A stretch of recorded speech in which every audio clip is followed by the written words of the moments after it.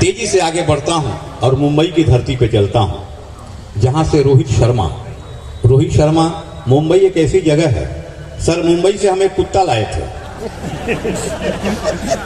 मुंबई से कुत्ता लाए थे, तो पूंछ ऐसे ऐसे हिलाता था। तो हम कहें कि भाई सब कुत्ते ऐसे ऐसे पूंछ हिलाते हैं तो ऐसा ऐसे काय हिलाता है। तो जिनसे मैं लाया था उनसे मैंने पूछा कि ऐसे ऐसे काय हिला रहा। कहा कि मुंबई में इतनी जगह कहां है कि ऐसे ऐसे हिला रहा। एक बार जोरदार तालियां बजाइए, जोरदार तालियां। रोहित शर्मा नौजवान, अभी देखिए दिनेश बावरा को सुनना है, सुनील जोगी साहब को सुनना है और शबीना अदीब जी को सुनना है, अशोक चारण जो राजस्थान से चल के आए उन्हें सुनना है। मैं खुद ही थोड़ा थोड़ा समय करके लिंकिंग कमेंट्री करके मैं आगे बढ़ रहा हूं। मैं रोहित शर्मा, एक बार जोरदार तालियों के साथ, नौजवान, और पूरे देश में समझिए कि सम्मान जिस नौजवान को मिल रहा है, रोहित शर्मा माइक पर। सभी को प्रणाम करता हूं। मेरे सम्मान में जो आपने घनघोर तालियां बजाई उसके लिए बहुत बहुत धन्यवाद। बहुत बढ़िया प्रोग्राम चल रहा है। आदरणीय सभापति जी देवेश ठाकुर जी बहुत प्यार करते हैं, कवियों से हर साल बुलाते हैं। ये प्रोग्राम जब से शुरू हुआ है बहुत अच्छा चल रहा है, आप लोग बहुत अच्छा सुन रहे हैं। मैं भी बहुत 10-15 मिनट आपके बीच में हूं क्योंकि सीमित समय है, आपको सभी वरिष्ठ कवियों को सुनना है।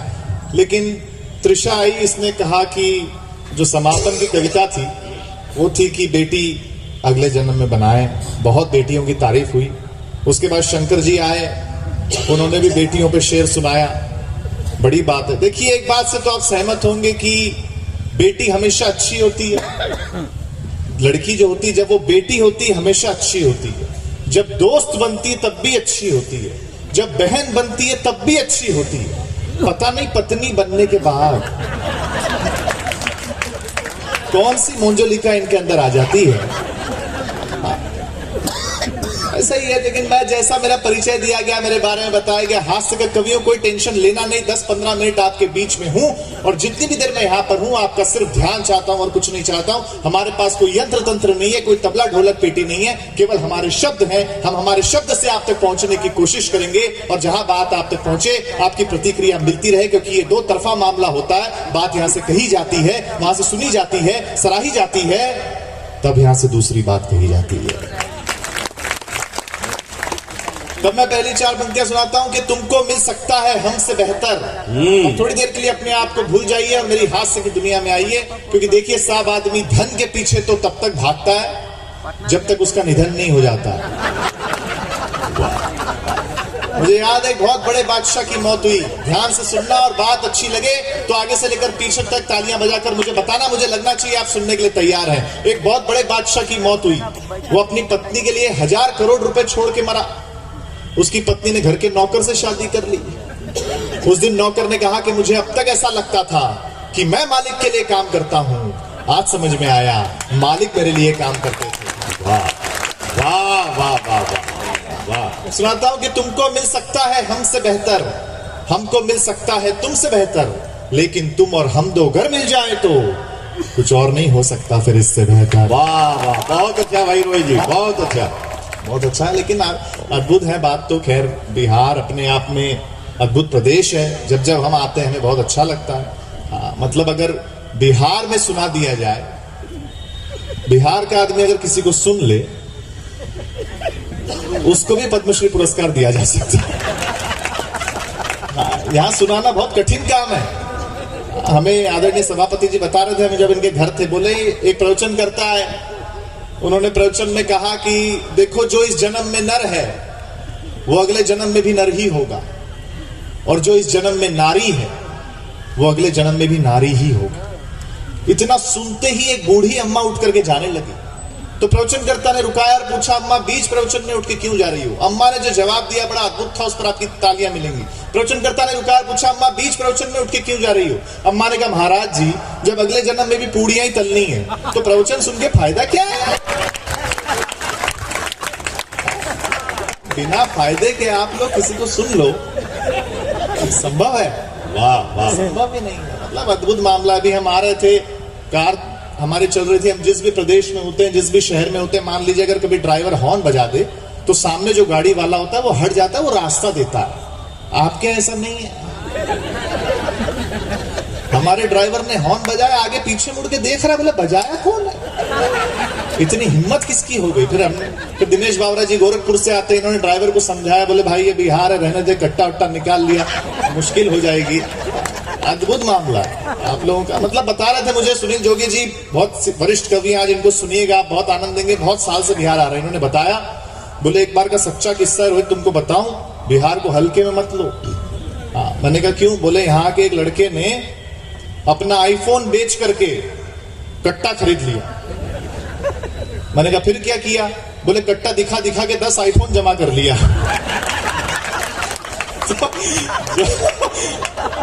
हर चीज संभव है आपके लिए।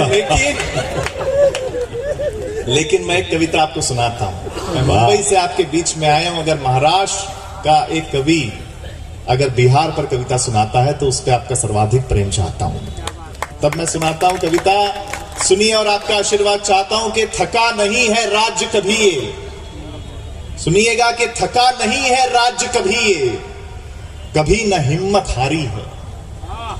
थका नहीं है राज्य कभी, वाह वाह, कभी न हिम्मत हारी है, तभी तो दुनिया कहती है बिहारी सब पर भारी है। थका नहीं है राज्य कभी, कभी न हिम्मत हारी है, तभी तो दुनिया कहती है बिहारी सब पर भारी है। मां सीता की धरती है ये। आज सुबह जब दर्शन करने के लिए हम लोग गए, कोई बात नहीं, पानी मत फेरो, अब बहुत फेर चुके, तब हम लोग गए, बहुत अच्छा दर्शन हमें हुआ। तब मैं सुनाता हूं कि मां सीता की धरती है ये, नए कलेवर घड़ती है ये। एक ऐसा व्यंजन जो पूरी दुनिया में आप लोगों ने मशहूर किया, उसका नाम लेता हूं और आपकी तालियां मिले कि मां सीता की धरती है ये, नए कलेवर घड़ती है ये। लिट्टी चोखा का स्वाद आपका सब स्वादों पर भारी है, तभी तो दुनिया कहती है बिहारी सब पर भारी है। आइए सर, स्वागत है आपका। बैठिए। आप जब धोखा खाते हैं तो आईएएस और आईपीएस बनकर आते हैं। किसी अन्य प्रदेश का लड़का जब प्यार में धोखा खाता है तो उसके अंदर से संगीत निकलता है, और बिहार का लड़का जब प्यार में धोखा खाता है तो फिर यूपीएससी निकलता है। आप जब धोखा खाते हैं तो आईएएस आईपीएस बनकर आते हैं। आप जब धोखा खाते हैं तो आईएएस आईपीएस बनकर आते हैं। शांति दूत का पाठ पढ़ाकर आप ही बुद्ध कहलाते हैं। अंतिम 2 पंक्तियां इस कविता की, और सबका आशीर्वाद मिले कि दुनिया के हर कोने में, दुनिया के हर कोने में एक न एक बिहारी है, तभी तो दुनिया कहती है बिहारी सब पर भारी है, बिहारी सब पर भारी है। बहुत अच्छे, बहुत अच्छे, वाह रोहित जी। शंकर जी तो खैर बहुत अच्छा, बिहार का नाम पूरी दुनिया में लेके जाने वाले शंकर कैमरू जी बहुत बढ़िया संचालन कर रहे हैं। हाँ, वैसे आपको बताऊं कि सब शादीशुदा लोग सामने बैठे हैं, उसके बावजूद हंस रहे हैं, बड़ी बात है। वरना बहुत कठिन काम है, मैं आपको बताऊं, ऐसा संभव नहीं है। विवाहित महिला की पहचान होती है, उनके गले में यहां तक मंगलसूत्र लटका होता है। विवाहित पुरुष की भी पहचान होती है, उनका चेहरा यहां तक लटका होता है, तुरंत पता चल जाता है। आपको बताऊं, बेसिकली देखो, पुरुष तो वैसे भी डरपोक आदमी है, बेसिकली डरपोक आदमी। आप देखो ना, शादी के वक्त जब दूल्हा जाता है दुल्हन को लेने, 200-300 लोगों को साथ में लेकर के जाता है, और वो वहां से अकेली आके सीधा घर में घुस जाती है, और ताली अगली पंक्ति पर देना कि वो ऐसा घुसती है, ऐसा घुसती है कि बाद में उससे पूछे बिना घर में कोई घुस नहीं सकता। वाह वाह वाह वाह वाह। मैं आपकी जानकारी के लिए बताऊं कि पिछले दिनों मेरी भी पहली बार शादी हुई। हाँ, तो बड़े लोगों ने समझाया कि नई नई शादी होती है तो गिफ्ट देना पड़ता है, घुमाने लेके जाना पड़ता है। मैं बड़ों की बात में आ गया, कभी आप भी आए होंगे, तो मैंने सोने का हार खरीदा, पत्नी को गिफ्ट किया। उसने देखा, उसको बड़ा पसंद आया, वो पहनने लगी। पहनते पहनते पूछा, ये असली तो है ना? मैंने कहा असली होना चाहिए, वरना 35 रुपए गए पानी के। कोई जवाब नहीं। मतलब बबलू जी, मैं आपको सच में बताऊं, आपने तो बहुत खर्चा किया, हम ऐसा नहीं करते। पत्नी ने कहा कि तुम पूरी दुनिया घूमते हो, मैं घर में बैठी रहती हूँ, मुझे घुमाने लेके चलो। बात पहुंची तो बताना, बहुत बारीक बात कहने जा रहा हूं। पत्नी पीछे पड़ गई, बोले घुमाने लेके चलो, घुमाने लेके चलो, घुमाने लेके चलो। मैं उसे शमशान घाट पे ले गया। वो बोली कैसी जगह ले आए हो? मैंने कहा अरे पगली, लोग मरते हैं आने के लिए।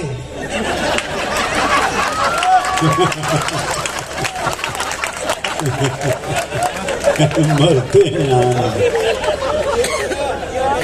पत्नी पत्नी होती है, गुस्सा हो गई। फिर मैं उससे कहा तू चिंता मत कर, अपनी शादी की 10वीं एनिवर्सरी पर मैं तुझे अंडमान एंड निकोबार आइलैंड ले जाऊंगा। वो बड़ी खुश हो गई, बोले अच्छा और 25वीं पर? मैंने कहा लेने आऊंगा।